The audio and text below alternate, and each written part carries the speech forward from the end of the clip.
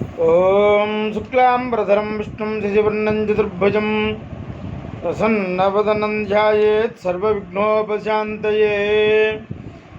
అగజానన పద్మార్కం గజాననమహర్నిశం అనేకదంతం భక్తానాం ఏకదంతముపాస్మహే.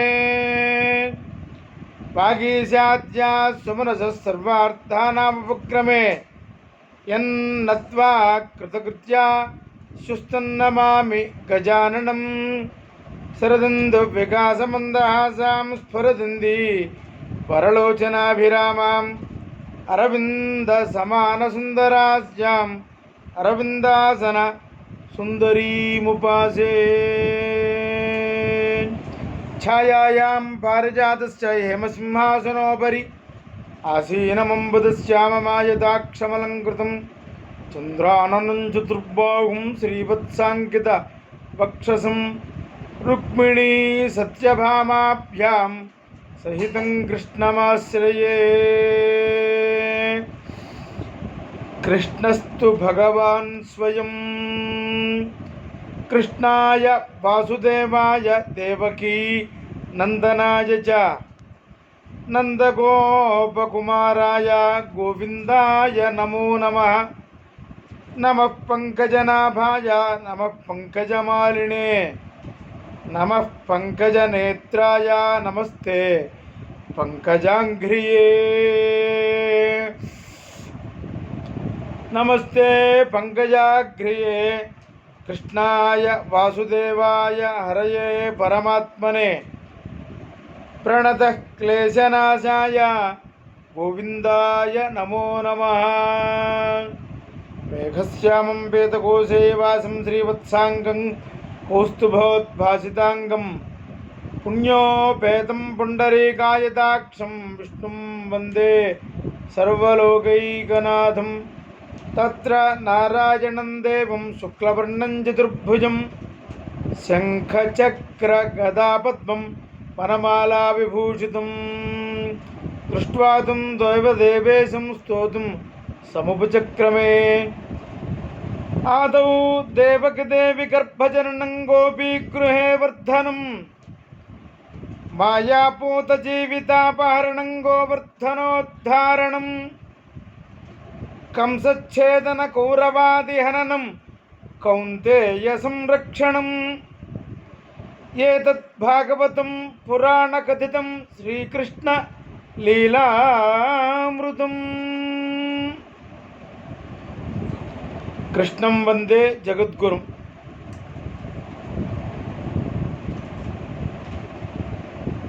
శ్రీకృష్ణుడి యొక్క జన్మము, దాని గురించి కృష్ణాష్టమి కావున శార్వరినామ సంవత్సర శ్రావణ బహుళ అష్టమి రేపటి రోజున కృష్ణాష్టమి కావున కృష్ణ లీలలు, శ్రీకృష్ణ జన్మ దాని గురించి తెలుసుకుందామని విన్నంత కన్నంత తెలియవచ్చినంత. శంకరుడికి మాత్రం తెలుస్తుందా? ఆయనకి తెలియదుట. దాంట్లో పోతన గారు వర్ణించినటువంటి వాక్యం అది. విన్నంత కన్నంత తెలియవచ్చినంత తేటపరతూ అని అంటారు. అలాగే నాకు తెలిసినంతవరకు, నేనేం గొప్ప పండితుడిని కాదు, దాని గురించి పరీక్షిత్ మహారాజు గారు శ్రీ శుకుణ్ణి అడుగుతున్నారు. ఏమని? అయ్యా, నేను ఏ పరమాత్మ చేత అయితే రక్షింపబడ్డానో, ఏ పరమాత్మ అయితే నన్ను సుదర్శన చక్రంతో రక్షించారో వారి యొక్క లీలా గణములను తెలపండి అని చెప్పి పరీక్షిత్ మహారాజు గారు శుకుణ్ణి అడిగితే, ఎంతటి దాన్ని అడిగావు నాయనా, చెబుతున్నాను విను. ఎవడైనా ఈ లోకంలో అప్పటికే శుకుడు చాలా కథలు చెప్పాడు. కృష్ణ పరమాత్మ గురించి కానీ ఆయన యొక్క అవతారాలు లీలలు గురించి కానీ ఎవరైనా సరే ఈ భగవద్వాక్యం ఇంతటితో చాలు అని అనుకుంటాడా? అనుకుంటే వాడు మూర్ఖుడే. భగవద్గుణములను ఎన్నిసార్లు వినాలనిపించేటువంటిదే భాగవతం. భాగవతం ఎన్నిసార్లు వినాలనిపించేటువంటిదే భాగవతం. భాగవతం భాగవతం భాగవతం అంటేనే మనం బాగుపడతాం. అలాంటిది పురుషు క్షీణి పరీక్షిత్ మహారాజు గారిని ఆయన ఎంత ఇదిగా మరి లేకపోతే ఆయనకి 7 రోజుల్లో మోక్షం రావాలంటే మరి మాటలా? ఆయన బతకాలనుకోలేదు, ఆయన శపించాడు. ఈ రోజు నుంచి 7 రోజుల్లోగా తక్షక ద్రష్టుడిపై పోతావని ఒక ముని కుమారుడు శపించాడే. శపిస్తే మా ముని తేరుకొని తప్పు చేశావు నాయన మళ్ళా కుమారుడిని మందలించి కబురు పంపిస్తే ఆయన ఎవరు చెప్తారా నాకు భగవత్ లీలలు ఆయన బతకడానికి కాదు 7 రోజుల లోపల మనము ఏమేం చేసుకోవాలి అదే కనుక మనకు తెలిస్తే మనం ఏం చేస్తాం? మంచి హాస్పిటల్ ఎక్కడుంది, కోట్ల రూపాయలు ఖర్చు పెట్టుకుని, అంటే నా దగ్గర అయితే అంత సొమ్ము లేదు ఉన్నవాళ్ళు, మనం దాంట్లో చేరదామని ఆలోచిస్తాను తప్ప ఈ భగవద్ గుణగణాలను తెలుసుకోవాలి అనేటువంటి తాపత్రయం పరీక్షిత్ మహారాజు గారు ఎట్లా పడ్డాడు? బతకాలని లేదు, అన్నం లేదు, తిండి లేదు, ఉండాలని లేదు, భగవద్గుణాలని మాత్రమే. ఎందుకంటే సావు ఆసన్నమైపోయింది అనేటువంటి విషయం పరీక్షిత్ మహారాజు గారికి తెలిసిపోయింది కదా 7 రోజుల్లో. మరి ముక్తిని సంపాదించాలంటే మాటలా? అక్కడ దానాలు చేసాం, ఇక్కడ దానాలు చేసాం, ఇచ్చేటువంటి 10 రూపాయలకి మనం 100 గోత్రనామాలు చెప్తాం. వాళ్ళు అట్లా కాదు. పూర్వీకుల్లో 10 రూపాయలకి 100 గోత్రనామాలు, 10 నామాలు, 10 గోత్రాలు చెప్తాం, 10 పేర్లు చెప్తాం. ఎక్కడైనా సాపత్యం ఉందా? వాళ్ళు ఆ రోజుల్లో అలా అనుకోలా. ఇలా ఆయన యొక్క కృష్ణ జన్మ రహస్యాన్ని అడిగాడు పరీక్షిత్ మహారాజు గారు. అడిగితే మంచి ప్రశ్న వేశావయ్యా, చెబుతాను అని చెప్పి చెబుతూ ఉన్నారు. దీంట్లో అనేక రకాలుగా భగవత్తత్వాన్ని తత్వజ్ఞానం చేత మనం తెలుసుకోవాలి. ప్రతివీ ఉంటాయి. పెద్దల దగ్గర మనం అవలంబించుకున్న దాన్ని బట్టి మన యొక్క దాన్ని మనం చేస్తూ ఉంటాం. శ్రీకృష్ణ చరితామృత పాన పిపాసుడైనటువంటి ఆయన శ్రీకృష్ణామృతాన్ని పానాన్ని, అమృతమైనటువంటి పానాన్ని పానం చేస్తున్నాడు, పానీయాన్ని పానం చేస్తూ ఉన్నాడు. పరీక్షిత్తు యొక్క కోరికను మన్నించి సుఖయోగీంద్రుడు చెబుతూ ఉన్నాడు. విష్ణు కథారథుడకు నరు విష్ణు కథలు చెప్పమనసు వినుచుండు నరున్ విష్ణు కథ అసంప్రశ్నము విష్ణు పద జలము భంగి విమలుల జేయున్. రాజా, అందుచేత నేను చెప్తున్నానయ్యా, విను. వాసుదేవుని చరిత్రను చెప్పడానికి నాకు కూడా మిక్కిలి సంతోషంగా ఉంటుంది. అసలు అసురీ సంపదతో మదించిపోయిచున్న వేలాది రాజులు భూమిని కొల్లగొట్టి పాలిస్తూ తన పాపాచరణములను వలన భూమికి భారమైపోయినందున భూదేవి గోవు రూపాన పోయి బ్రహ్మదేవునికి నివేదించిందట. బ్రహ్మ రుద్రాది దేవతలతో సహా క్షీరసాగర తీరానికి పోయి పురుష సూక్తంతో స్తుతించారట. భూదేవి యొక్క కష్టాలు భగవంతునికి తెలుసు, వినిపించినది. ఆ వాక్కులు అతడు అందరికీ ఇలా చెప్పాడు. దేవదేవుడు వసుదేవ పుత్రుడై పుట్టి ఆ అవతార కాలంలోనే భూభారాన్నంతా కూడా తొలగిస్తాడు. అనంతరము శ్రీహరి అంశతో ఆయనకు అన్నయ్యే అక్కడ పుడతాడు. అమరులందరూ కూడా తమ తమ అంశాలతో యాదవ కులంలో పుట్టాలి. విష్ణు మాయ కూడా అక్కడే ఉంటుంది. దేవతా స్త్రీలు కూడా శ్రీహరి సేవార్థం సుందర శరీరులై అక్కడే పుట్టాలి. ఇది భగవంతుని యొక్క ఆదేశం అని చెప్పగా భూదేవి దేవతలు సంతృప్తులై వెళ్ళిపోయారు.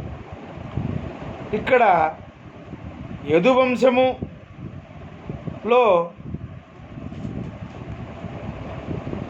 సూరసేనమనే రాజ్యానికి ప్రభువు అతని కుమారుడు వసుదేవుడు, ఉగ్రసేనుడు. వసుదేవుడు ఉగ్రసేనుడు యదు, భోజ, అంధక రాజ్యాలకు ప్రభువులు వీళ్ళు. ఉగ్రసేనుడి యొక్క కుమారుడేమో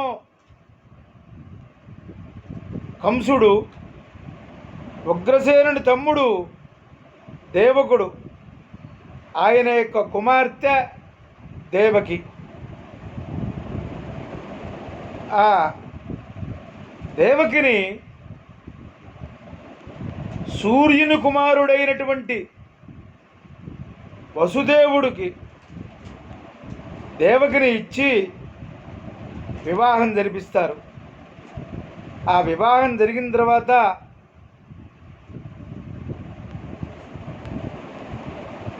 కోడల్ని ఈ దేవకిని అత్తవారింటి దగ్గర దింపడానికి కంసుడును దేవకి అన్నదమ్ముల పిల్లలు, అంటే కజిన్స్ అన్నమాట. ఉగ్రసేనుడు దేవకుడు కుమార్తె దేవకి కదా, ఉగ్రసేనుడు కుమారుడు కంసుడు కదా, చెల్లెలు వరస, చెల్లెలు కజిన్స్ అంటారన్నమాట.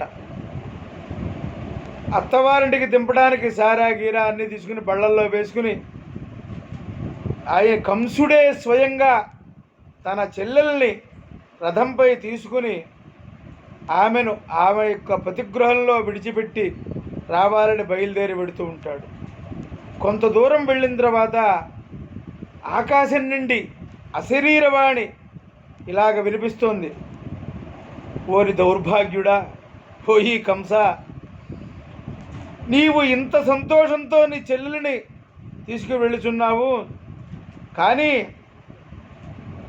ఈమె యొక్క 8వ పుత్రుడు నిన్ను సంహరిస్తాడు సుమా అని హెచ్చరికను విని కంసుడు ఒక్కసారిగా ఉలిక్కిపడి ఉగ్రుడై కత్తిని తీస్తాడు. చెల్లెల్ని పుచ్చుకుని జుట్టు పట్టుకుని ఈడ్చి చంపడానికి సిద్ధపడతాడు.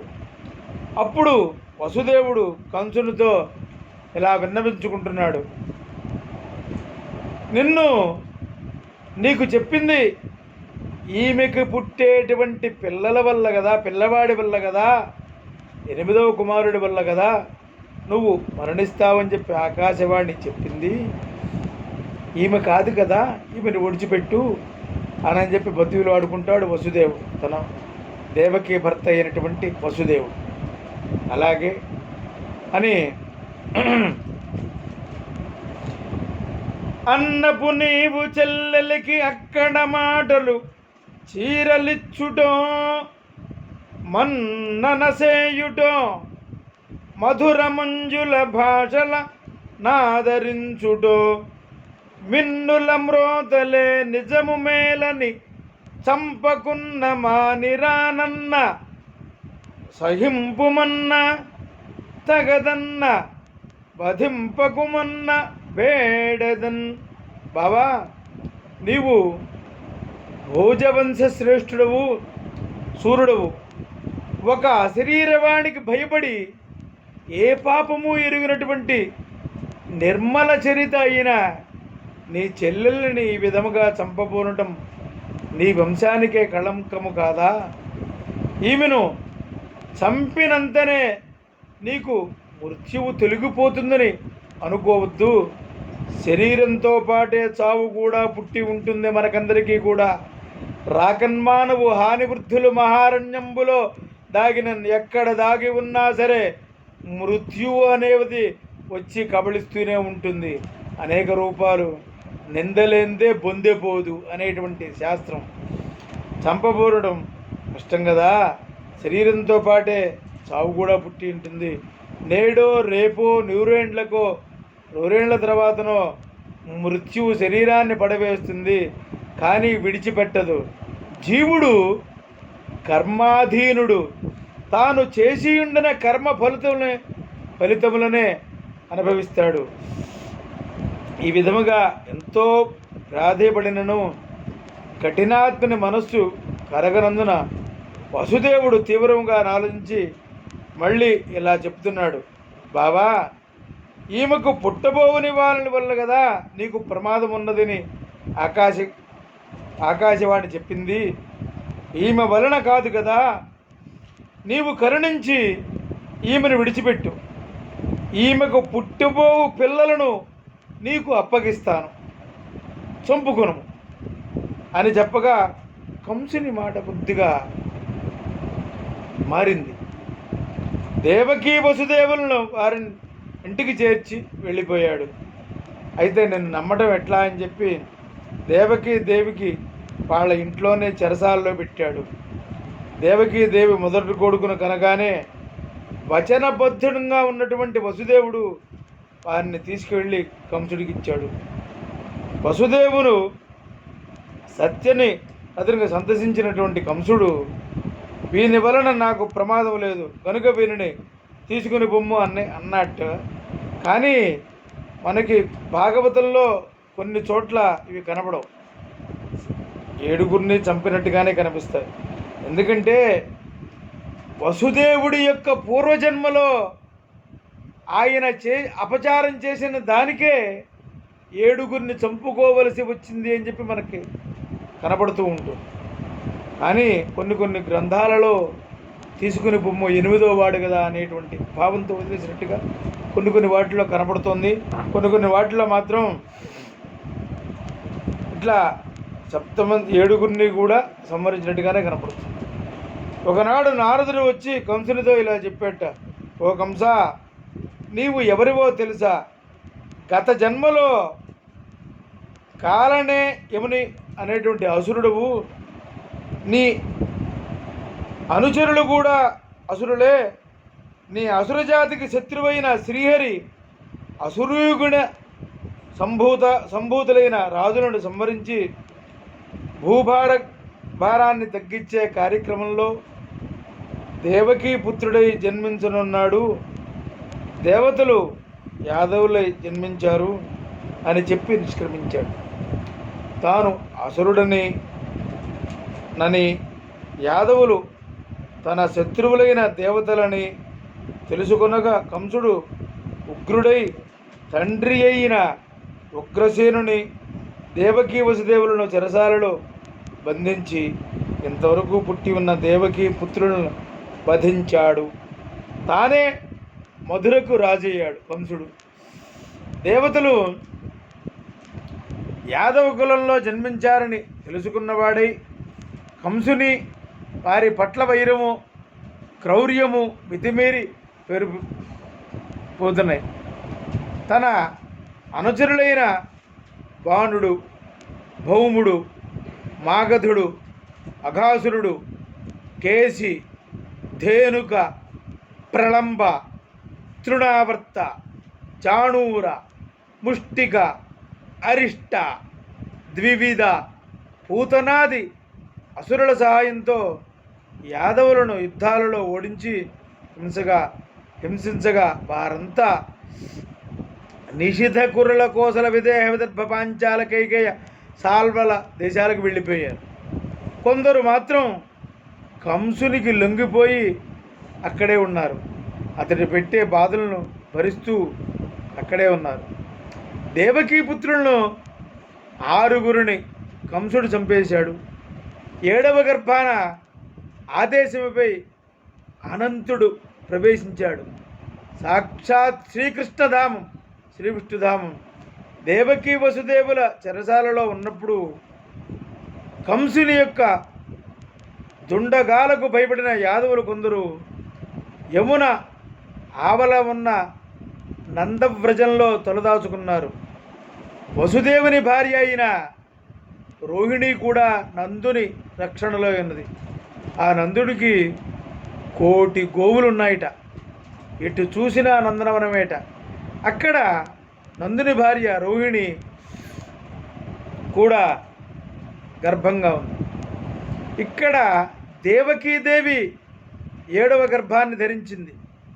కానీ ఇక్కడి నుంచి ఆ గర్భాన్ని ఆ పరమేశ్వర మాయ, కృష్ణ మాయ, కలో వైష్ణవ మాయ, ఈ గర్భం ఇక్కడి నుంచి అక్కడికి ట్రాన్స్ఫర్ అయిపోయింది.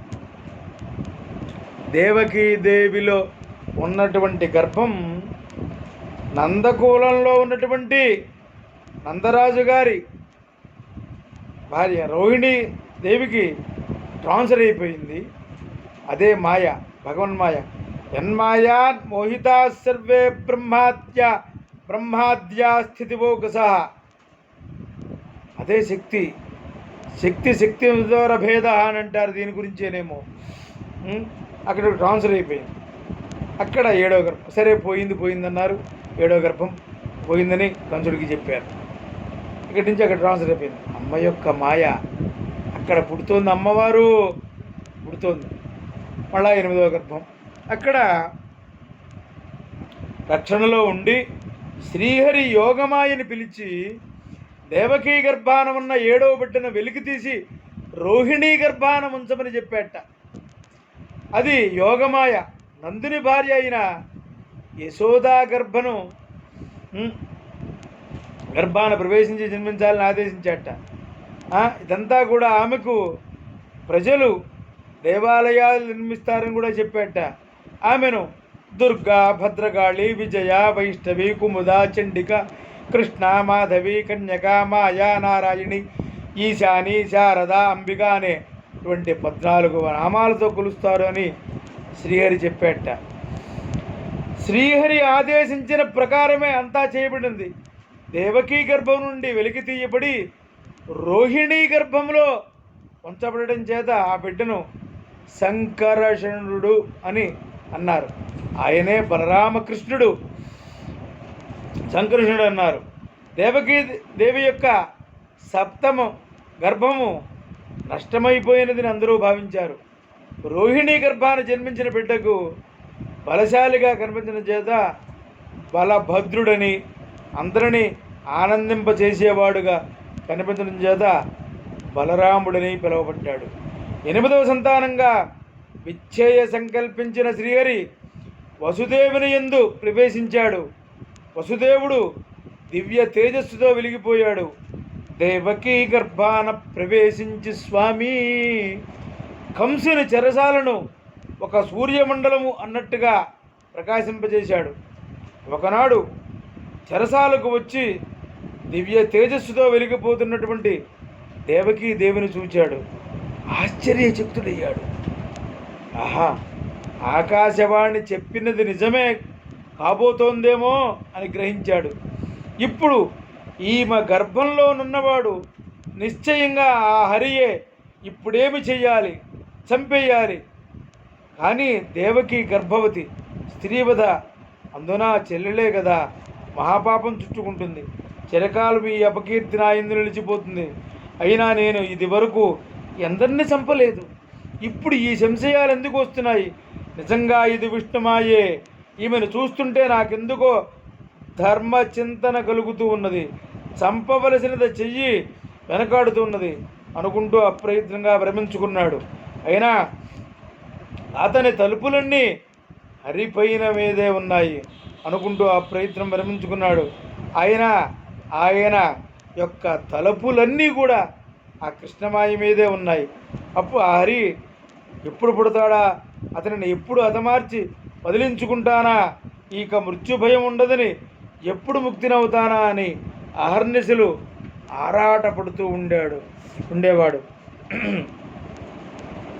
ఈ విధంగా కంసుడు మనోవాక్కాల చేత ఇంద్రియముల చేత క్షణక్షణము భయముతోనైనా శ్రీహరి చింతలోనే మునిగిపోయేవాడు. భగవంతుడు భూమిపై దేవకీ గర్భస్థుడై అవతరించనున్నాడని ఎరిగిన బ్రహ్మ రుద్రాది దేవతలందరూ కూడా దేవకీ వసుదేవులుండే చెరసాలకు వచ్చి స్వామిని ఇలా స్తుతింపచేస్తూ ఉన్నారు.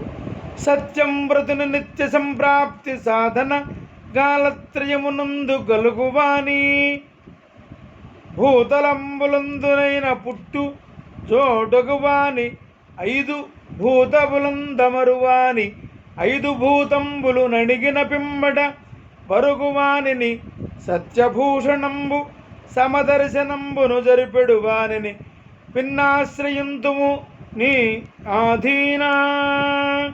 ఓ పరాత్పర, సత్యవ్రతుడు, నిత్యతత్వాన్ని ప్రతినిధించిన సాధనుడు, త్రిలోకాలను ఉండువాడువు, పంచభూతాల యొక్క ఉత్పత్తికి ఉనికిని నయాలకు స్థానమైన వాడువు, సత్యభూషణము సమదర్శనము పాటించేవాడు అయినా నిన్ను ఆశ్రయిస్తున్నాను. నీ మాయ చేత అజ్ఞానులు నిన్ను అనేకంగా వర్ణిస్తారు, కానీ విబద్ధులు జ్ఞానులు అన్ని మూర్తుల్లో ఉన్నది. నీ ఒక్కడివే ఏక మనస్సుతో ఉంటావు. ఈ లోకాల క్షేమం గురించి అనేక రూపాలలో అవతరిస్తూ ఉంటావు. నీ పాదమే సంసార సాగర తరుణానికి నౌక. దానిని పట్టుకున్నవాడు అవతల ఒడ్డుకు చేరుకుంటాడు. కానీ అహంకారులకు నీ యొక్క మహిమ అంతు చిక్కదు. వాళ్ళు మళ్ళీ మళ్ళీ నీచ జన్మలకు దిగజారిపోతారు. నీ పాద సేవకులకు ఎలాంటి భయము ఉండదు అని అనేక విధాలుగా ప్రార్థిస్తున్నారు. ప్రభో, కంసాది దుష్టులుండగా దుష్టదుండలుగా నుండి సాధు సజ్జనులకు రక్షించడానికి సత్వరమే మాతృగర్భము నుండి వెలికి రమ్ము ముకుందా అని ప్రార్థించి దేవకితో ఇలా అన్నారు. ఈ విధంగా హరిని స్తుతించి దేవకిని దీవించి బ్రహ్మాది దేవతలందరూ కూడా నిష్క్రమించారు. జన్మలేని భగవంతుడు ఆవిర్భించడానికి సమయం ఆసన్నమైనది. గ్రహాలు, తారలు ఇవన్నీ కూడా ప్రశాంతముగా ఉన్నాయి. భూమండలమంతా కూడా మంగళకరముగానున్నది. గంధర్వులు గానం చేస్తూ ఉండగా, అప్సరసలు నాట్యము చేస్తూ ఉండగా, దేవకీదేవి గర్భం నుండి దేవదేవుడు సూర్యునిలా ఉదయించి దర్శనమిచ్చాడు. అప్పుడే పుట్టిన బాల విలానుగా కనిపించిన దివ్య తేజస్సుతో, చతుర్భుజాలతో, శంఖ చక్ర గదా పద్మహస్తుడై, కిరీట కుండల కౌస్తుభాలంకారాలతో, నీలమేఘఛాయతో మెరిసిపోతున్న శ్రీ మహావిష్ణువు దర్శనమిచ్చాడు. సంభ్రమాశ్చర్యాలలో నోటమాటలాని వసుదేవుడు ఇతడు నా పుత్రుడా, మహావిష్ణువా అని పరికించిపోయాడు. నిశీధే తమద్భూతే జాయమానే జనార్దనే దేవక్యాన్ దేవరూపిణ్యాం అని అక్కడ ఉద్భవించాడు. ఆ గది అంతా కూడా దివ్య తేజస్సుతో కూడా నిండిపోగా ఇతడు ఇలాగ స్తోత్రం చేశాడు. సర్వము అయి సర్వత్రా నిండి ఉన్న నీవు సర్వజ్ఞాన స్వరూపుడువు, సచ్చిదానందమూర్తివి.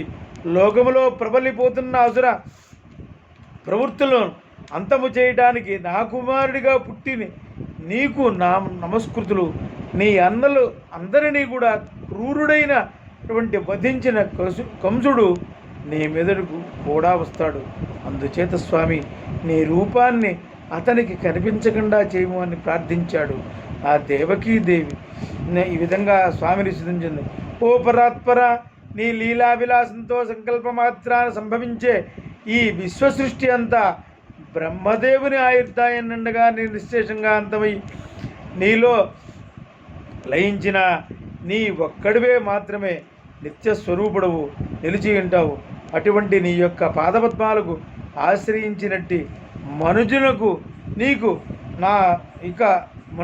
ఇక మృత్యు భయమెట్టిది అని కృష్ణ పరమాత్మ గారు అన్నారట. అయితే అక్కడ కృష్ణ పరమాత్మ చెప్తున్నట్ట, బాలనారాయణుడు అన్నారు. బాలంగా చక్కగా చతుర్భుజాలు ఇవన్నీ కూడా చక్కగా పుట్టాడు. వసుదేవుడు, ఇక్కడ పుట్టావేంటయ్యా నువ్వు? కృష్ణ పరమాత్మ ఇక్కడ మెన్నగా అన్నలందరినీ కూడా చంపాడు. అవును అంటే ఏమక్కర్లా. ఇదే సమయంలో నందన వనంలో నందకుమారుడి ఇంట మా చెల్లెలు అక్కడ పుట్టింది. నన్ను తీసుకువెళ్ళి అక్కడ పడుకోబెట్టి అక్కడి నుంచి ఆ పిల్లని తీసుకొచ్చి ఇక్కడ పడుకోబెట్టండి అని చెప్పేట. ఎట్లా తీసుకెళ్ళమంటావు? కొన్ని కూడా చెరసాల, కొన్ని కట్లు వేసి ఉన్నాయి, తలుపులు వేసి ఉన్నాయి, తాళాలు పెట్టున్నాయి, పెద్ద పెద్ద గొలుసులు వేసి ఉన్నాయి. కాకపోతే అంతా మాయగా వాళ్ళందరూ కూడా కాపరా వాళ్ళందరూ కూడా రక్షక భటులందరూ కూడా రాక్షసులందరూ కూడా అక్కడ ఉన్నారు అని చెప్పి వసుదేవుడు అడగగా అవన్నీ కూడా కృష్ణ మాయ వల్ల తెలిగిపోయినాయిట. యమునా నదంతా కూడా పైకి తేలిందిట. ఈ వసుదేవుడు తట్ట మీద ఆ కృష్ణ పరమాత్మను పెట్టుకుని పెడుతూ ఉంటే చిన్నపిల్లవాళ్ళలాగా అక్కడ పైన వాసుకి కూడా చక్కగా సర్పాకారంగా ఇట్లా వచ్చి ఆ యమునా నది దాటుకుంటూ వెళ్ళి అక్కడ నందగోపకులంలో ఈ కృష్ణ పరమాత్మను పడుకోబెట్టి అక్కడ పుట్టినటువంటి ఆడపిల్లని తీసుకొచ్చి చెరసాల్లో పెట్టారట. మళ్ళా ఆ చెరసాల్లో పెట్టగానే అవన్నీ మళ్ళా కట్లన్నీ వచ్చేసినాయి, బంధాలన్నీ పడిపోయినాయి, చెరసాలకు తలుపులన్నీ వీలిపోయినాయి. ఈ కాపరా వాళ్ళందరికీ కూడా అప్పుడే మెళుకు వచ్చిందిరా. అరే నేను వచ్చానురా అని చెప్పి అమ్మవారి అక్కడి నుంచి చిన్నపిల్లగా ఉన్నటువంటి అమ్మవారు పలికిందిట.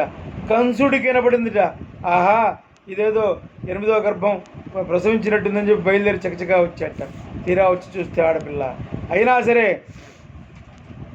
తీసుకురాబడినటువంటి దేవకి ప్రక్కలో ఆ పడుకోబెట్టాడు కదా, నడుపుతున్న కాళ్ళు, వణుకుతున్న చేతులు ఇవేమీ పట్టించుకోకుండా బడిబిడిగా పరిగెత్తుకుంటూ కారాగారాన్ని చేరుకున్నట్ట.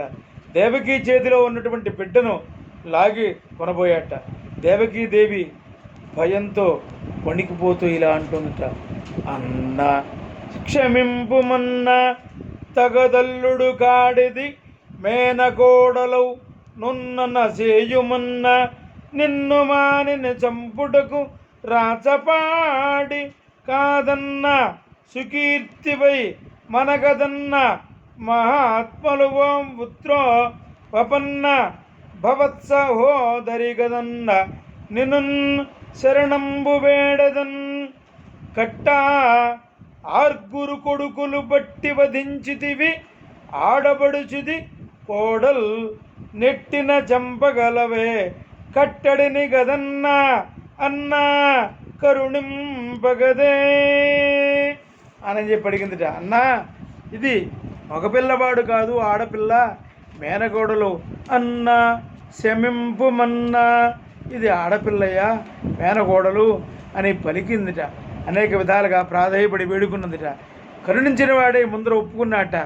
దేవకీ చేతి నుండి బిడ్డను దురుసుగా లాక్కొని కర్కశమైనటువంటి తన ఇడుప పిడుగులతో పైకెత్తి తన శక్తినంతా కూడా వినియోగించి పైకి విసిరేసేట గట్టిగా. అప్పుడు అమ్మవారు మాట్లాడిందిట. అరే నన్నెందుకురా చంపుదామనుకుంటావు? నిన్ను చంపేవాడు ఆల్రెడీ పుట్టి పెరుగుతున్నాడు అని చెప్పన్నట. అమ్మవారు పైనుంచి పైన ఖడ్గిని శూలిని ఘోరాగతిని చక్రిని తథా శంఖిని చాపిని బాణాభుసుండి పరిఘాయుధా, అలా అమ్మవారు అక్కడ సాక్షాత్తు అమ్మవారు ఆ అమ్మవారు పైనుంచి చెప్పిందిట. నిన్ను చంపేవాడు పుట్టి పెరుగుతున్నాడు, నన్నెందుకురా చంపుదాం అనుకున్నా చెప్పాడు. వాడు ఇంకా చెక్కుతుడైనట్ట కంసుడు. ఆహా ఇక్కడేదో ఉంది అని చెప్పి, బావా నిజం చెప్పు బావా అని చెప్పి వసుదేవుని అడిగితే నాకైతే ఏమీ తెలియదు అంటాడు వసుదేవుడు. ఇక్కడ సరే ఇక్కడే కొన్నాళ్ళు ఉన్నామని చెప్పి ఆ రాత్రి అంతా కూడా అక్కడే ఉన్నట్ట. కంసుడు కూడా అసుర ప్రవృత్తి గల తన అనుచర బృందాన్ని సమావేశపరిచి జరిగినదంతా చెప్పాట. ఇట్లా ఆడపిల్ల పుట్టింది, నేను పైకి సిరేశాను, పైనుంచి ఇట్లా వచ్చింది, అమ్మ మాయ, అదంతా విష్ణుమాయ, అమ్మ మాయ, శక్తి రమోదరభేద అని అంటారు. అందుకనే అలా చెప్పేపాటికి నాకు ఇట్లా వచ్చింది. ఈ రోజు నుంచి 10 రోజుల ముందు పుట్టినవాళ్ళు, 10 రోజుల తర్వాత పుట్టినవాళ్ళు ఎక్కడ పడితే అక్కడ కనుచూపు మేరల దాకా ప్రతి ఊరికి వెళ్ళి పసిపిల్లలందరినీ చంపేమని ఆజ్ఞాపించాట. దాంట్లో పూతన కూడా వెళ్ళింది. ఏమిటోనండి, భాగవతంలో చిన్నపిల్లవాడిగా ఉన్నప్పుడు ఫస్ట్ బోడీ కొట్టింది పూతన. అక్కడ రామాయణంలో ఫస్ట్ బోణి కొట్టింది తాటకి. ఇలా అందరినీ పంపిస్తే ఇక్కడ పూతన చక్కగా మంచి సౌందర్య రాశిగా వేషం వేసుకుని ఆ నందగోకులంలోకి వెళ్ళి రేపల్లలో అందరూ కూడా ఎంతో ఆనందంగా నామకరణ జాతకర్మ నామకరణ అవి చేస్తూ ఉంటే ఈ పిల్లవాడికి ఆ రోజున చేస్తూ ఉంటే ఈ పూతన వెళ్ళింది. పుట్టుకోవద్దమ్మా అని చెప్తున్నారు రోహిణి యశోదాదేవి. పుట్టుకోవద్దమ్మా అని చెప్తూ ఉన్నా అప్పట్లో ఆ రోజుల్లో ఉయ్యాళ్ళు చక్కగా మంచి మంచి ఉయ్యాళ్ళు ఉండేవి. ఆ ఉయ్యాల్లో పడుకోబెట్టారు, ఊపుతూ ఉన్నారు. పుట్టుకోవద్దు అని అడ్డం బిడ్డ, వీళ్ళెవరో తెలియకుండా అడ్డం బిడ్డ వెళ్ళి పుట్టుకున్నదిట. పుట్టుకొని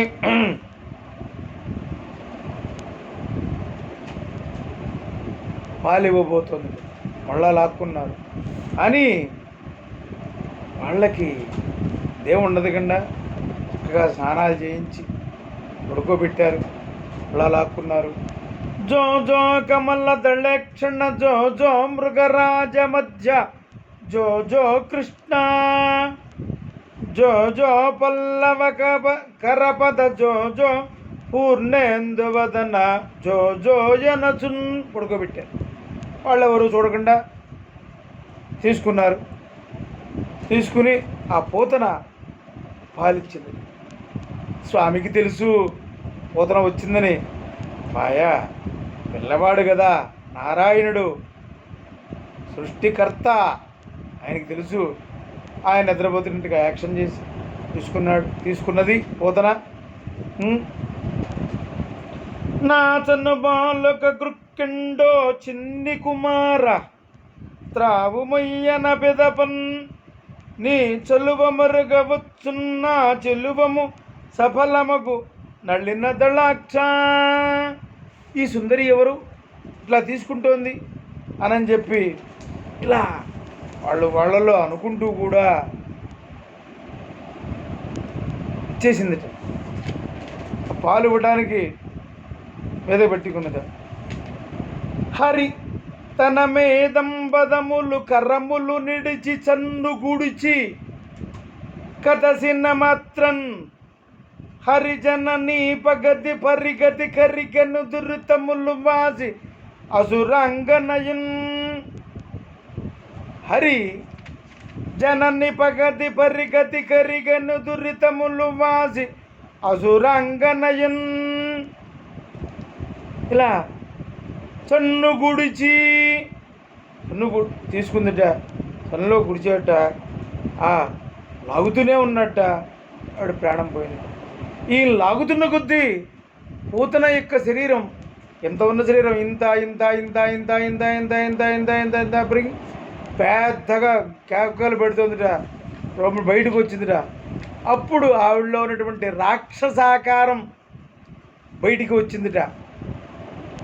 బయటికి వస్తే చనిపోయింది. ఆమెని కొట్టడానికి గొడ్డళ్ళు రంపాలు ఇవన్నీ తీసుకొచ్చి ఇంత కృష్ణ పరమాత్మని చంపటానికి ప్రయత్నం చేసినా కానీ పూతనకి మోక్షాన్ని ఇచ్చాట. ఆయన యొక్క ధామంలో వైకుంఠంలో మంచి పదవిని పోస్టునిచ్చాట. ఎందుకంటే దేవతలతో యుద్ధం జరిగినా కానీ మనకు ఇది వస్తుంది, కానీ మనకి ఏది ఉండదే. ఆవిడికి చక్కటి మార్గాన్ని ఇచ్చాడు. ఇది మళ్ళా కంసుడికి తెలిసింది.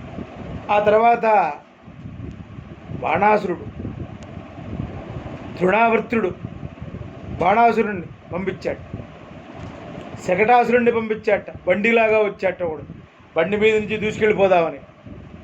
ఆయన నేను చేయగలలా ఒక తన్ను తన్నట్ట, ఆ బండి ఎటో పోయింది. ఆ తృణావర్తుడు గాలిలాగా వచ్చి పైకి తీసుకెళ్ళాట ఎగరేద్దామని. ఈయన ఆయన మొయ్యగళ్ళా మొయ్యలేడు, వాడిన ఎగిరిపోయాడు. కృష్ణ కృష్ణ నారాయణ నారాయణ అని చెప్పంటూ ఆయనకి నందగోకులంలో ఉన్న వారందరూ కూడా నందుడు, రోహిణి, పశు వీళ్ళందరూ కూడా దిష్టి తీసి చక్కగా జాతకర్మ నామకరణ ఇత్యాదులన్నీ కూడా జరిపించారట. ఇది యొక్క ఆ భక్త పరాధీయుడైనటువంటి కృష్ణ పరమాత్మ అనేక అవతారాలుగా అనేక యుగాల్లో మనకి పుట్టి ఆయన యొక్క అనుగ్రహాన్ని మన అందరి మీద కూడా కృష్ణం వందే జగద్గురుం. కృష్ణుడికి ఒక్కడికే ఉంది జగత్తుకే గురువు అనేటువంటి పేరు, రామయ్యకు లేదు. శ్రీరామ శరణం మమ, కృష్ణం వందే జగద్గురుం. అనేక అవతారాలలో మనల్ని కూడా కాపాడుచు ఈ కృష్ణాష్టమి రోజున రామయ్యకు సీతమ్మ లేనిదే పూజ చేయకూడదు, కృష్ణయ్యకు ఒక్కడికైనా పూజ చేయవచ్చు. అందుకనే భాగవతంలో కూడా ధార అని ఉంటుంది కానీ రాధ అని ఉండదు. ఎందుకంటే సుకుడు ఆ రాధ పేరు చెప్పగానే వెళ్ళిపోతాడు. మళ్ళీ ఎన్నేళ్ళకి వస్తాడో తెలియదు, సంవత్సరానికి వస్తాడో, 2 ఏళ్ళకి వస్తాడో, 30 ఏళ్ళకి వస్తాడో, 50 ఏళ్ళకి వస్తాడు.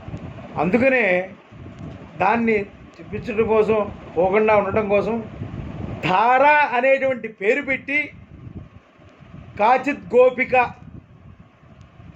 అనేటువంటి పేరు పెట్టి పిలిచారు ఆ కృష్ణ పరమాత్మ యొక్క లీలలో. ఆ వచ్చినటువంటి గోపికలందరూ కూడా ఎవరు? రామయ్య అవతారంలో ఉన్నటువంటి వాళ్ళందరూ కూడా. దీంట్లో చెప్పుకోవాలి అంటే చాలా పడుతుంది. మనం ఏదో కృష్ణ జన్మ ఇలా సర్వే జనా సుఖినో భవంతు. కృష్ణాష్టమి నాడు అందరూ కూడా కృష్ణాష్టమి శుభాకాంక్షలందరికీ కూడా ఆ నల్లని వాడు పద్మనయనంబులవాడు కృపారసంబుపై జిల్లెడువాడు మోము రాజిల్లెడువాడొకడు మీ మాటల పొదలయందున లేడు గదరా చెప్పరే అనేటువంటి భాగవతంలో చాలా తీయనైనటువంటి పద్యాలు ఇలా అనేకం మనకి కనబడుతూ ఉంటాయి, అనేకం మనం చూస్తూ ఉంటాం. ఆ కృష్ణ పరమాత్మ మనల్నందరినీ కూడా రక్షించి కాపాడుగాక. సర్వే జనా సుఖినో భవంతు, లోకా సమస్త సుఖినో భవంతు.